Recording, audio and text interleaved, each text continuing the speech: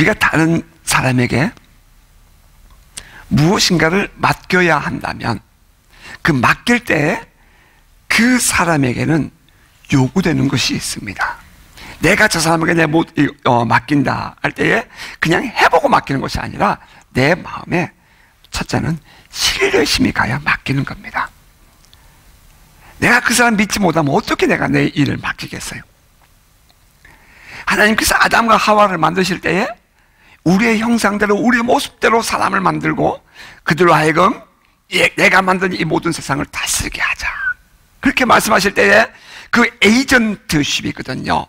에이전트가 되게 할 때에는 신뢰하니까 맡기는 거거든요. 그래서 하나님은 하나님의 형상대로 사람을 만드셨어요. 트러스트하니까.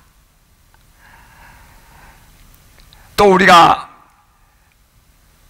누군가에게 무엇을 맡겨야 할 때 나에게 그 사람에 대하여 뭐가 또 인정되어야 되냐면 충성됨이 인정돼야 되죠. 여호와는 신실하시다, 여호와는 미쁘시다, 그런 말씀 있잖아요. 그것은 다시 말하면 그분은 과연 변하지 않는가 하는 것입니다. 처음부터 끝까지 늘 변함이 없어야 되고요, 속과 겉이 다르지 않아야 된다는 거죠.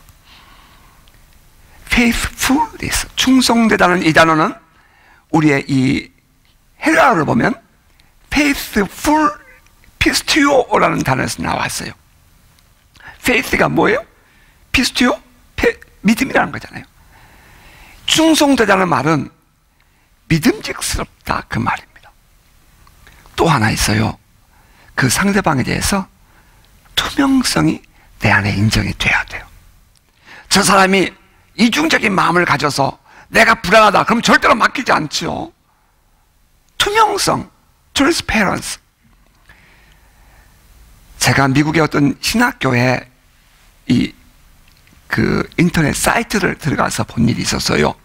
그랬더니 그 학교에 어플라이 하기 위해서 학생들이 가져야 할 몇 가지의 신앙 덕목을 써놨는데, 인격됨을 써놨는데 그 중에 하나가 트랜스페런스더라고요. 투명성이에요. 함께 어울려 살 때 그 사람이 투명해야지, 함께 어울려 있는데 그 사람의 마음이 음흉하고 두 마음을 품으면 그러면 맡길 수가 없죠. 주님께서 우리를 바라보실 때에 우리 안에 투명성이 있어야지 주님이 우리를 쓰시는 거지, 우리 안에 두 가지 마음을 있으면 주님이 쓸 수 없다는 겁니다. 과연 이 사람은 정직하고 투명한 사람인가, 그것이 인정돼야 우리가 맡겨질 수 있는 거예요. 또 하나 있죠. availability, 가능성입니다. 저 사람 지금은 이래도 미래가 있어, 가능성이 있어. 그 사람에게 가능성이 보일 때에 이 일을 감당할 만한 사람인가라는 것이 인정될 때에 우리는 그 사람에게 맡기는 겁니다. 지금은 그 사람에게 그것이 전혀 보이지 않아도 그 사람 속에 들어있는 가능성이 보이면 우리는 맡겨질 수 있어요. 또 하나 있어요. 존경심입니다.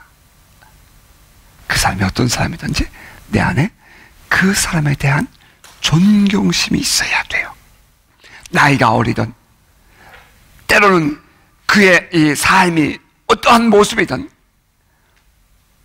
어떤 컨디션이든 어떤 시츄에이션이든 상관치 아니하고 내가 그 사람에게 무엇인가를 맡겨야 할 때는 내 마음속에 그 사람에 대한 존경심이 있어야 한다는 겁니다. 어떤 의미에서는 일을 맡기는 사람보다 말이죠, 일을 맡아줘야 할 사람이 맡기는 사람보다 더 월등한 실력도 있어야 되고요, 훨씬 더 가능성도 능력도 있어야 되는 것입니다. 그러니까 어떤 의미에서는 일을 맡기는 사람보다는 일을 맡은 사람이 훨씬 일을 더 잘해야, 그래야 코미네이션이 이루어진다는 것입니다. 말이 안 될 것 같으죠. 근데 이것이 사실이에요. 왜냐하면 일을 맡기는 사람의 입장에서는 가져야 할 생각이 리더십입니다. 그러나 일을 맡은 자의 입장에서는 이것은 리더십이 아니라 매니저가 돼야 되기 때문입니다. 여기서 우리가 중요하게 생각할 것은 리더십과 매니저는 다르다는 것입니다. 리더십은 사람 중심이고 관계 중심을 관심을 갖는 사람이라면 매니저는 일 중심입니다. 리더십은 과정이 매우 중요해요. 과정 중심이라면 매니저는 결과 중심이에요. 성과 중심이에요. 리더십은 전체의 조화를 봐가면서 내가 중심되는 것이 아니라 타인을 중심, 사람들을 중심하는 사람이라면 매니저는 자기 중심이에요. 이것이 혼돈되기 시작하면 공동체는 와해되는 것이고 우리가 속해 있는 모든 삶의 환경에서 힘들어지는 겁니다.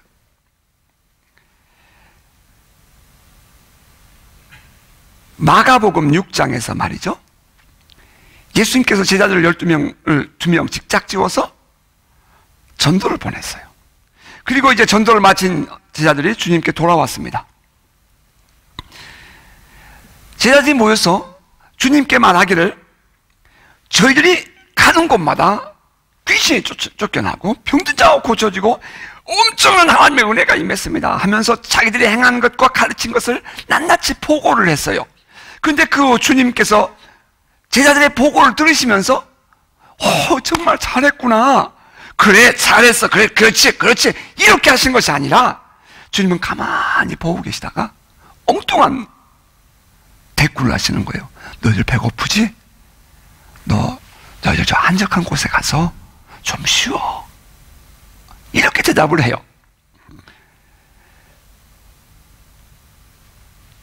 성경은 뭐라고 말했냐면 사람들이 많이 모여있기 때문에 그들이 음식 먹을 겨를이 없었기 때문이라고 얘기합니다. 여기서 우리는 리더십과 매니저의 차이를 보게 됩니다. 리더십이신 예수님은 그 제자들이 지금 시장할까봐 걱정해요. 예수님은 그 제자들에게 관심이 있어요. 그 제자들이에요. 자기의 마음을 주었던 사람들, 함께 조화를 이루어 살아간 그들, 앞으로 이들이 무엇을 어떻게 할 것인가를 돌보고 계셨던 그 주님은 늘 사람 중심이었습니다. 그런데 제자들이 돌아와서 예수님께 뭐라고 보고를 해요? 자기들이 행한 일을 보고해요. 있었던 일을 보고하는 거예요. 일 중심이에요. 사역 중심이에요. 자기 중심이라고요. 이게 리더십이 가져야 할 마음과 매니저가 가져야 할 그런 마음의 차이랍니다. 우리가 사는 이 사회 속에 이러한 혼란으로 야기되는, 다시 말하면 이 리더십과 매니저의 이 역할을 혼란하고 혼동함으로 말미암아 오는 많은 혼동들이 얼마나 많은지 우리는 모른답니다. 질서가 무너지고 일의 성과는 없고 말이죠. 그러다 보니 쓸데없는 곳에 마음을 다 빼앗겨서 개인적으로도 그 주어진 좋은 달란트들을, 은사들을, 능력들을 써보지도 못하고 묻어버리는 예들이 참 많이 있습니다. 사도 바울이 고린도전서 12장에서 말하는 것처럼 말입니다. 우리 몸에는 여러 가지의 지체가 있지 않습니까? 다리가 있고 팔이 있고 눈이 있고 입이 있고 우리 모두가 다 각자에게 주어진 달란트대로 위치가 있고 사역이 있다는 겁니다. 그런데 다리가 말이죠, 팔에게 야야야 너 팔, 너는 움직이도 못, 너는 이렇게 어디 가고 싶은 대로 마음대로 가지도 못하잖아. 그러면 또 팔이 하는 얘기가 야야 너는 물건도 못 들고 그러지 않냐. 이렇게 해서 어떻게 이 건강한 몸이 유지할 수 있겠느냐. 다리는 다리의 역할을 바르게 하고 팔은 팔의 역할을 바르게 할 때에 건강한 몸이 되는 것처럼 교회는 그렇게 세워지는 것이다. 그러면서 사도 바울은 고린도전서 12장에서 은사를 우리에게 설명해 주고 있거든요.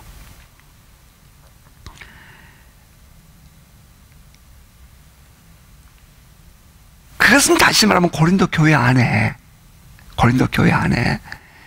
그런 혼란스러운 아픔이 있었다는 것을 전제해줘요. 이러한 일은 신약 시대도 있었고요, 저 구약 시대도 있었어요. 그러한 일은 모세 시대도 있었어요. 역사 이래로 이러한 혼란과 혼동이 정리되지 않은 가운데에 많은 아픔들이 있어 왔다는 것을 우리는 이해할 수 있어요. 여러분 우리의 인생이 이제 2016년을 새롭게 시작하는 첫 예배예요. 여러분 이 2016년도에 항해하고 있는 이 배가 흔들리지 않을 거라고 생각하세요? 우리 인생이 2016년에는 절대로 고난도 없고 환난도 없고 하나님께서 복을 주셔서 항상 풍요로울 거로만 생각하세요? 아니요. 우리 2016년도 1월 1일 비 오는 거 보니까 대단해요. 이 나라에 이렇게 비 안 오는 나라잖아요. 이 여름에 우리가 어떤 일을 만날지 모르는 거예요. 잘 보세요. 이 배가 말이에요, 풍랑을 치고 이 바다를 가는데 풍랑이 와요. 그럼 풍랑을 비껴가고 풍랑을 이겨내고 나갑니다. 때로는 큰 파도가 올 때에 엎어지는 배는 반드시 파도가 오면 도망가는 배입니다. 그럼 반드시 배는 엎어져요. 파도가 올 때에 그 파도를 향해서 이 뱃머리를 들이대고 전진하는 겁니다. 그럼 배가 마치 물속에 빠질 것처럼 출렁거리면서도 배가 나아갑니다. 배가 흔들립니다. 근데 배가 반드시 흔들린다고 엎어지지는 않습니다. 여러분 잘 보세요. 왜죠? 그 큰 배가 그냥 산더미 같은 파도 속에서 왜 안 엎어지죠? 맨 밑에 싱커라는 것이 있기 때문입니다. 배 밑에는 무거운 쇳덩어리가 들어있어요. 그래서 배가 아무리 흔들도 무게 중심이 배 밑에 있기 때문에 엎어졌다 할지라도 엎어지지 않는 이상, 넘어졌다 해도 엎어지지 않는 이상 배는 다시 원위치로 회복됩니다. 이게 뭐예요? 우리 인생에서 어려운 일 만날 수 있어요. 힘든 일 만날 수 있어요. 곤고한 날이 올 수 있어요. 그러나 그럴 때 우리 안에 기본이 되어 있으면, 무게 중심이 바르게 되어 있으면 우리는 다시 일어설 수 있다는 것입니다. 여러분 2016년에 때로는 어려운 일 만나도 다시 회복되고 일어나는 은혜가 있기를 주의 이름으로 축복합니다. 우리 교회가 함께 나아갈 때 우리 교회가 그냥 항상 부흥하고 항상 성장할 것만 같아요. 아니요. 우리가 가는 길에는 어차피 이러한 암초들이 기다리고 있게 마련이에요. 이때 우리에게 가장 중요한 것이 뭐예요? 기본이 되어 있어야 한다는 거예요. 그 기본이 약하게 되면 새로운 환경에 들어갈 때 우리는 흔들리게 되고 방황하게 되는 겁니다. 기본이 되어 있는 교회가 뭘까요? 또 묵상해봐요. 말씀 중심의 교회가 된다는 것입니다. 하나님 말씀에 대해서 언제나 깨어 있어야 돼요. 하나님이 나에게 어떤 말씀을 주신가에 대해 늘 깨어 있고 그 말씀 앞에 순종하고자 하는 그 마음이 내 안에 있어야 돼요. 아무리 힘들어도 말이죠. 정말 제가 힘들고 어려웠을 때 제가 다시 회복될 수 있는 것은 언제나 저는 말씀 큐티였어요. 성경을 보다가 하나님은 과연 어떤 분인가? 하나님이 지금 나에게 뭐라고 말씀하시는가? 나는 이 말씀을 어떻게 나의 삶에 적용하고 살까? 그것이 회복될 때 저는 반드시 일어날 수 있었습니다. 하나님은 저에게 책망하지 않았고요. 하나님은 저에게 나무라지 않았어요. 하나님의 말씀을 묵상하다가 내 안에서 깨달음이 있어서 내가 회개를 했고 내 안에 깨달음이 있어서 주의 말씀을 붙잡고 순종하며 회복했습니다. 여러분 말씀 중심의 신앙이 되어야 해요. 오늘 나에게 성경이 뭐라고 말씀하시는가? 오늘 나에게 하나님은 이 말씀을 통해 성경을 통해서 뭐라고 말씀하시는가? 오늘 하나님은 이 주일을 통해서 나에게 무엇을 말씀하시는가? 그 말씀이 들려져야 우리는 흔들리지 않고 흔들림 속에서도 회복될 수 있는 것입니다. 뿐만 아니라 기본이 되어 있는 교회는 성령 중심, 살아계신 하나님 중심의 교회여야 한다는 것입니다. 살아계신 하나님은 지금도 우리와 함께 계시고요. 우리의 기도를 들으십니다. 우리 생활에 동행하신 분이세요. 우리가 부르면 들리는 곳에 계셔요. 우리가 묵상하면 속삭이면 주님은 그 속삭임을 들으십니다. 우리가 손을 내밀면 손에 잡힐 만한 곳에 계셔요. 성령님은 인격적인 분이시며 놀라운 초자연적인 능력으로 역사하신 분이십니다. 종종 사람들은 말이죠, 성령님은 그렇게 역사 안 해, 이렇게 말하는 사람들이 있는데 이유가 뭔지 아세요? 성경 갖고 나오는 거예요. 그분들도 맞아요. 그런데 요한복음에서 기록하고 있는 성령의 역사와 사도 바울이 경험하고 기록했던 성령의 역사가 다르다는 거예요. 이 어리석은 이 오류를 범하고 있으면서 많은 사람들이 실수를 해요. 그래요. 요한복음에서는 보혜사 성령으로서 우리에게 오셔서 예수께서 행하신 말씀을 우리에게 기억나게 하시고 알게 하셔요. 하지만 사도 바울이 에베소 교회에서 복음을 전할 때 일어났던 성령의 역사는 그런 성령이 아니었어요. 사도 바울이 복음을 전할 때 일어났던 성령의 역사는, 동행하신 성령의 역사는 그런 성령의 역사가 아니었다고요.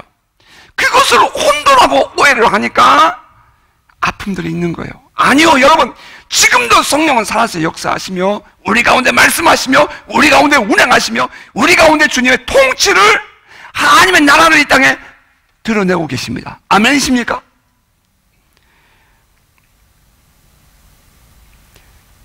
다음은 우리가 건강한 교회가 되고 기본이 되어 있으려면 예배가 살아있는 교회가 돼야 돼요.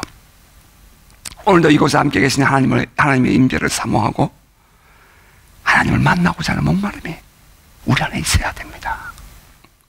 예배를 드리면서 말이에요, 그 하나님을 만나겠다는, 남들이 보면 참 미련한 소리 같이 보이고 엉뚱한 소리 같이 보이지만 우리는 그 하나님을 만났고 그 하나님을 경험했고 지금도 이곳에 계신 하나님을 우리는 알잖아요. 실제로 성령 하나님께서 우리 가운데 역사하시도록 성령님을 인정하고 성령님을 존경하는 예배가 되어야 해요. 주의 영이 우리 가운데 함께 하시며 우리를 만져주시는 예배, 하나님께서 직접 우리에게 리스폰스 하시는 예배, 우리에게 응답하시는 예배, 반응하시는 예배, 또 우리 또한 주님 앞에서 예라고 반응하는 예배가 있는 예배가 진정 살아있는 예배입니다. 다시 말하면 때로는 내 컨디션이 그렇게 맞지 않아요. 내 조건이 맞지 않아요. 때로는 내 마음의 상황이 맞지 않아요. 지금 내 모든 삶의 환경이 그게 아니에요. 아니라고 생각되는데 불구하고 하나님께서 이렇게 말씀하시면 그 하나님 말씀 앞에서 예라고 반응할 수 있을 때에 비로소 그 예배가 성공하는 예배가 되는 것입니다. 다음으로 건강하고 기본이 되어 있는 교회는 전도하는 교회입니다. 건강한 교회의 공통적인 모습 살펴볼 때 전도하는 교회입니다.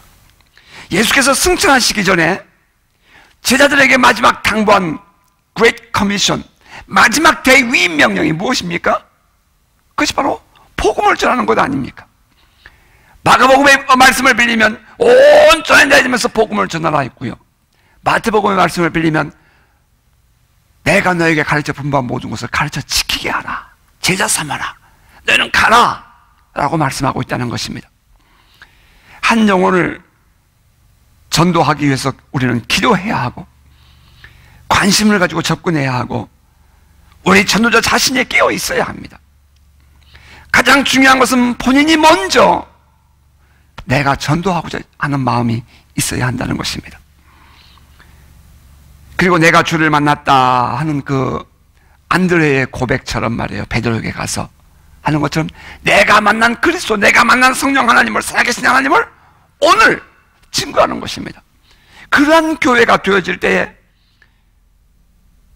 그 교회는 생명력이 있고 호흡을 하는 것입니다. 운동을 하는 것입니다. 하나 더 우리가 건강한 교회를 생각해 본다면 구성원된 우리들이, 성도들이 개인적인 삶이 건강한 신앙에 세워져야 교회는 건강한 교회가 된다는 것입니다.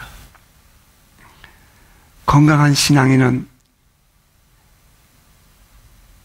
교회 중심의 신앙생활을 합니다.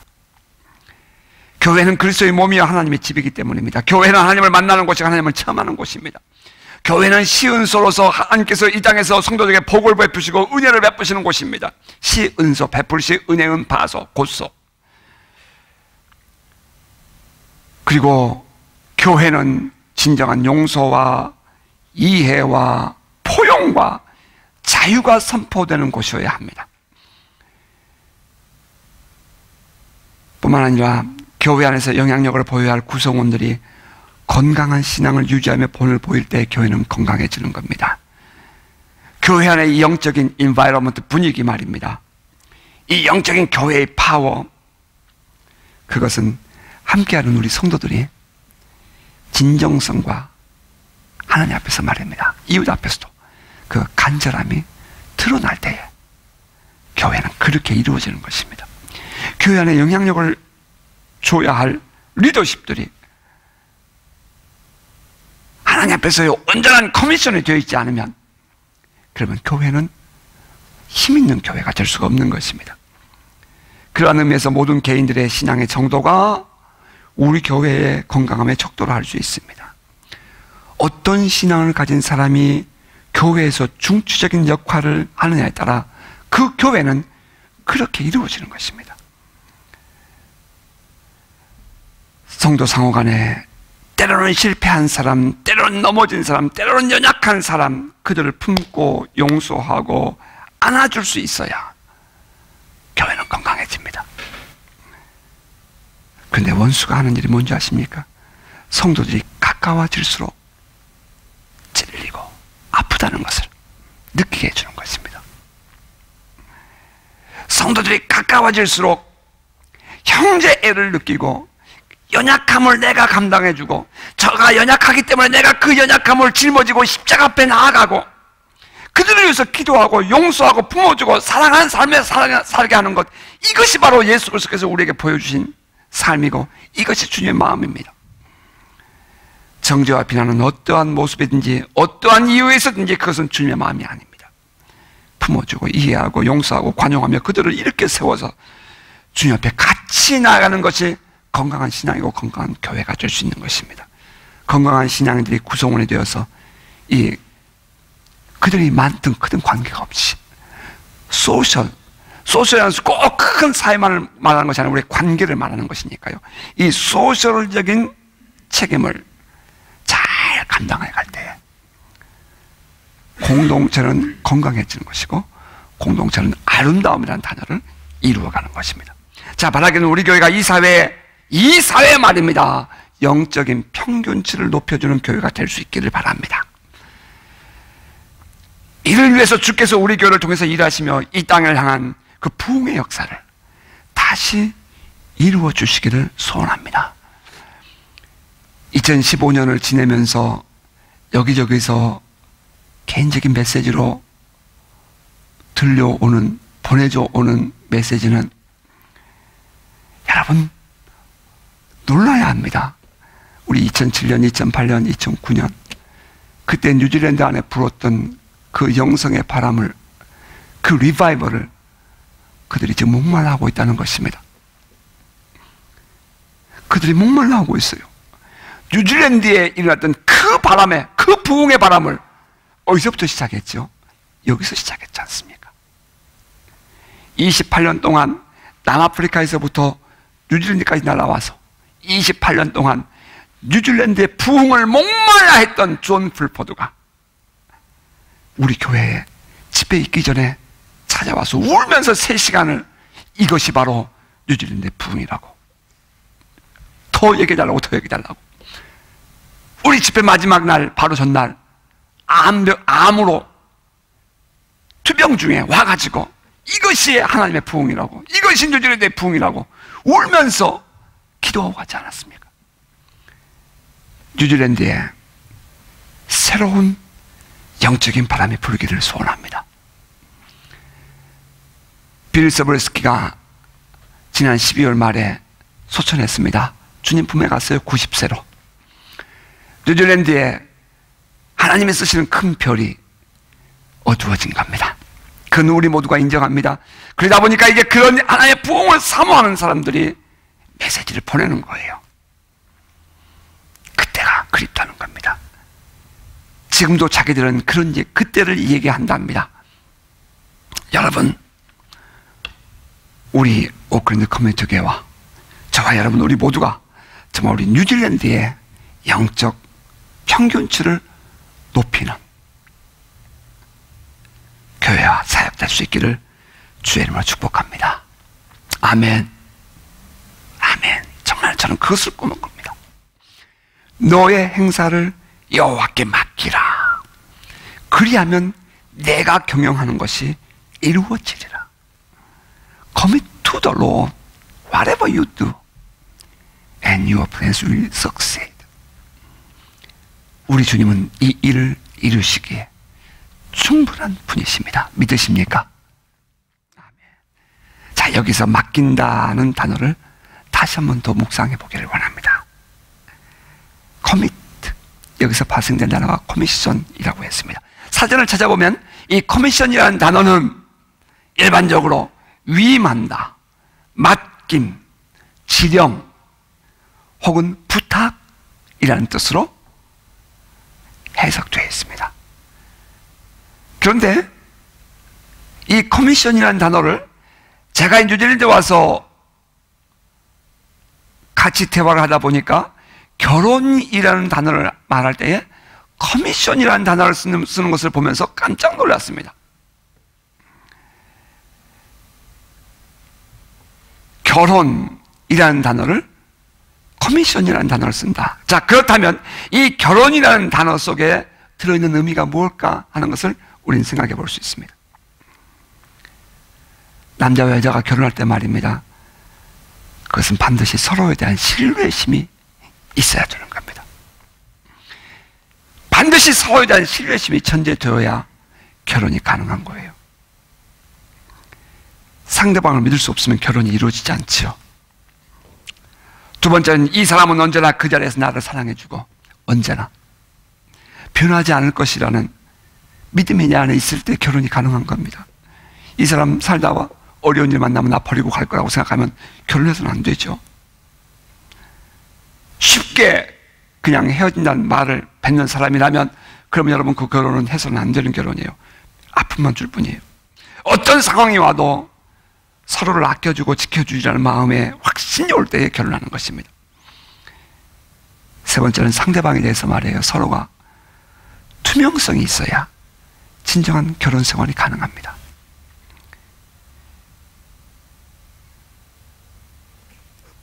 서로가 부부가 말이에요. 서로에게 투명해야, 그래야 건강한 가정을 이룰 수 있다는 거예요. 뿐만 아니라 서로를 바라볼 때 이 사람은 정말 가능성이 있어. 이것이 인정될 때 결혼하는 것 아니겠습니까? 지금의 상황도 중요하지만 앞으로 이 사람은 어떤 난간이 와도 능히 헤쳐나갈 것이라고 믿어지고, 그리고 자신감이 보여질 때에 그 사람과 결혼하는 겁니다.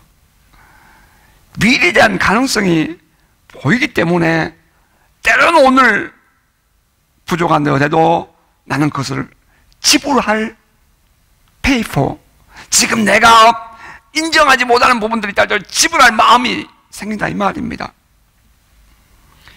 또 하나 무엇보다 중요한 것은 존경심이에요. 서로가 결혼을 한다는 것은 서로가 하나됨을 의미하는데 이때는 반드시 서로가 서로를 존경하는 마음이 있어야 하잖아요. 이것은 서로가 하나 되기 위해서 반드시 지켜져야 할 중요한 덕목입니다. 서로가 서로를 존경해야 돼요. 그런데 살다 보면 이런 존경심이 무너질 때가 얼마든지 오는 거죠. 그런데 그때에 겪어야 하는 그 마음의 부담감, 참 이루 말할 수 없이 아플 것입니다. 자, 살다 보면 부부 사이에 위기감이 올 수 있어요. 온다고 했어요. 이때 우리가 반드시 회복해야 할 것이 있습니다. 그것은 처음에 그때의 마음, 그 기본을 회복하는 것입니다. 어디서 내가 떨어졌는지, 내가 지금 무엇이 문제인지, 내가 무엇을 실수했는지를 돌아보는 것입니다. 자, 첫째는 뭐라고요? 첫째가 뭐예요? 신뢰심. 신뢰심. 둘째가 뭐라고요? 예, 충성심. faithfulness. 충성심. 참 변하지 않는가? 세 번째 뭐예요? transparency. 투명성. 네 번째가 뭐예요? ability. 가능성. 다섯 번째가 뭐예요? respect. 존경심. 예. 이 다섯 가지가 분명하면 때로는 롤링을 해도 안 넘어질 수 있어요. 파산하지 않아요. 깨지지 않아요. 내가 어디에서 문제가 있었는지를 우리가 생각해 보면 보편적인 아픔의 원인은 권리는 주장하는데 나의 의무를 감당하지 않을 때에 생기는 것입니다. 권리와 의무는, 권리는 상대방에서 찾는 것이라면 내가 요구하는 것이라면 의무는 내가 감당해야 할 부분이거든요. 부부관계도 마찬가지입니다. 사회생활도 마찬가지예요.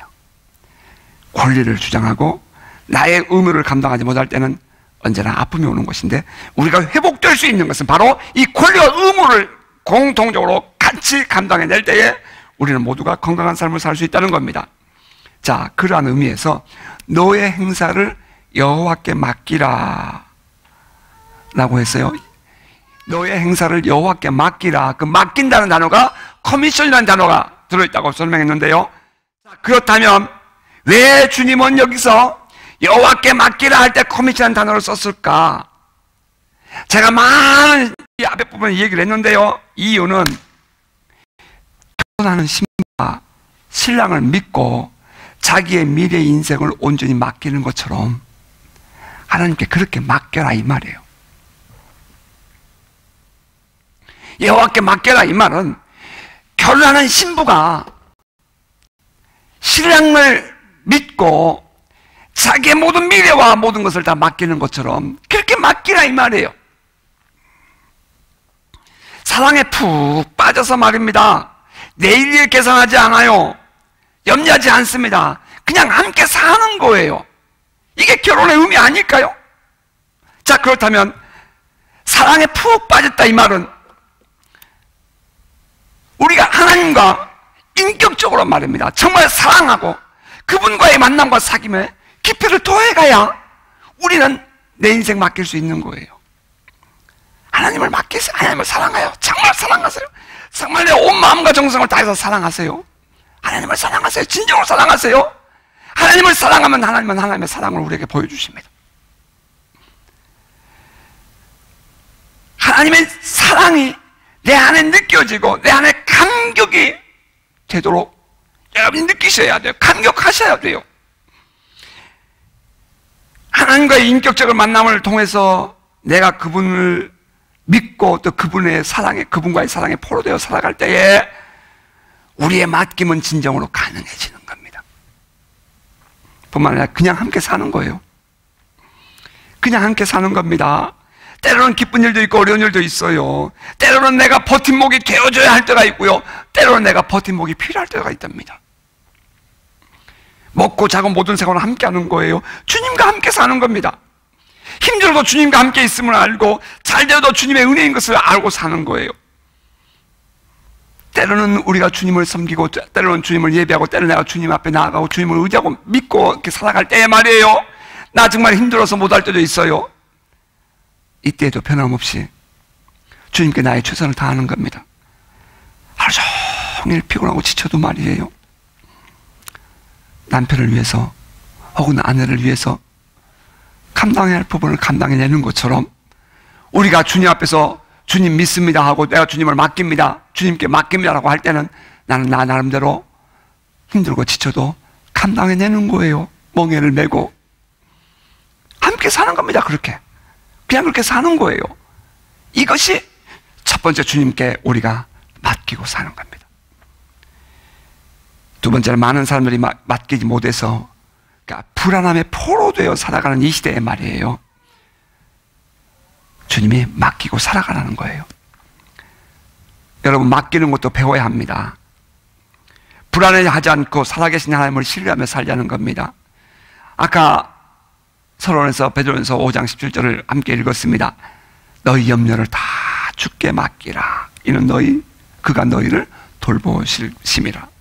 그가 누구입니까? 살아계신 우리 하나님 아닙니까? 맡긴다, 카스트 하는 거예요. 여러분 모든 것을 다 카스트, 주님께 맡기세요. 불안과 염려와 걱정 맡기세요. 내 미래는 어떨까? 맡기고 즐기세요. 맡기면 즐길 수 있잖아요. 맡기면 즐길 수 있잖아요. 아이들에게 말이에요. 물에 가서 놀면서 얘들아, 자 수영해봐, 수영해봐. 그러면서 그냥 버리지 않잖아요. 아버지가 그 아이 밑에 아이를 몸을 이렇게 받쳐주면서 수영해봐. 그래, 팔 움직여봐, 팔 움직여. 자, 어프, 해봐. 하지 않습니까? 하나님께서 우리에게 말씀하셔요. Cast your anxiety. Cast your burden. 여러분, to the Lord. 주님께 다 맡기라는 거예요. 그리고 이제 모든 염려, 걱정 내려놓고 신랑과 함께 살아가는 신부처럼 그렇게 살아가는 저와 여러분 될 수 있기를 주의 이름으로 축복합니다. 그런데 감사한 것은 그 하나님을 단순히 그냥 신랑이라고 표현하지 않고 성경은 우리의 아버지라고 표현해 줬다는 거예요. 우리의 아버지, 내 아버지. 베드로는 우리에게 말합니다. 너의 염려를 다 주께 맡겨 이는 그가 너희를 돌보심이라. 전능하신 하나님 아버지, 살아계신 나의 하나님 아버지, 우리의 모든 삶에 구체적으로 개입하시며 일하시는 하나님 아버지, 그분이, 아버지가 우리를 돌보아 주실 것이다. 마지막으로 여기서 우리가 반드시 깨달아야 할 것은 Commit to the Lord whatever you do 라는 그 말 속에 들어있는 것은 우리가 하나님께 맡겼다고 해서 내가 할 일이 없어지는 것이 아니라는 것입니다. 내가 해야 할 일은 내가 해야 합니다. 이건 권리와 의무의 문제입니다. 하나님께 다 맡겼으니 하나님께서 하실 것입니다.